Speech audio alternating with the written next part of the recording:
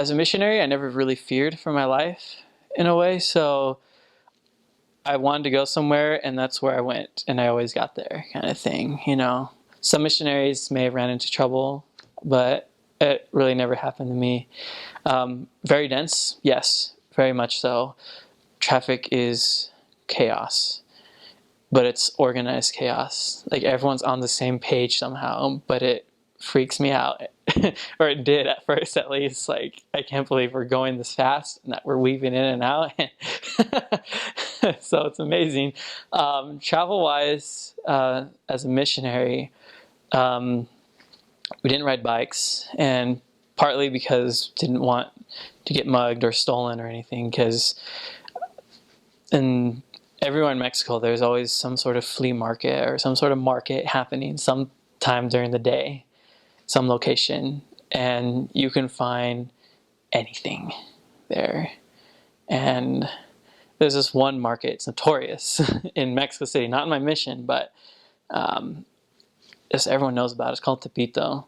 And we're not allowed to go there because it's just notorious. But the joke was, you would go in, and especially if you went to a kind of a not so good area and buy something, this vendor would later mug you, take your stuff back, and then they'd sell it again to someone.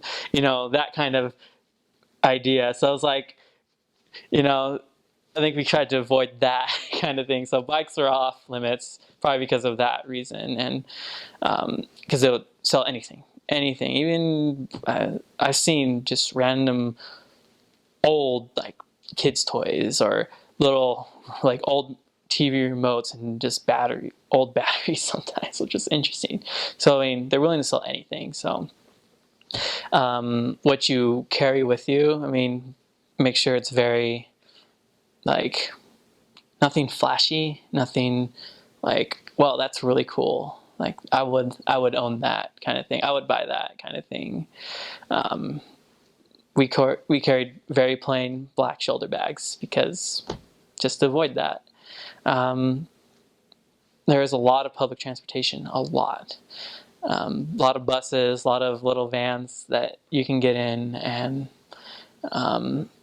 didn't really have issues with the public transportation unless it was late at night, which usually didn't happen. So like maybe it happened to a companion of mine while on splits, just little, not in the right mindset, the people that were on the bus maybe, but nothing really serious happened to him, but just like the way that he was approached and whatnot. So it's, just, once it's late at night, just, kind of be where you need to be and your final destination, Taxis too is a big thing. It's taxis everywhere, and be careful of the taxis. I never had an issue, but follow the Spirit more than anything. That is the church term to use, and it sounds cliche, but it is always the answer, and it's always the correct answer. It's because taxis, they can be a fake taxi, but that's really rare to find.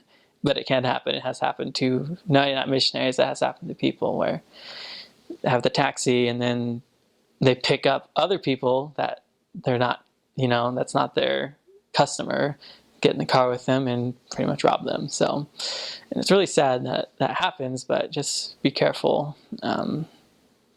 Just follow the Spirit, pretty much. I would highly recommend not as a missionary to be with someone there, or find someone that'd be the best way to get around, since you wouldn't have to deal with any public transportation of any kind.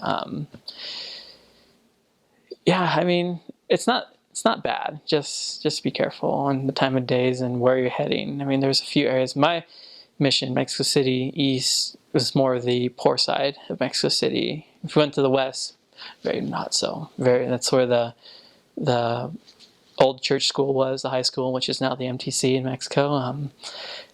Mission presidents all lived in the West Mission because it was safer and everything. East, it was not as much. So just be careful. But don't be afraid, but just be alert. That's what I'd say. Be alert.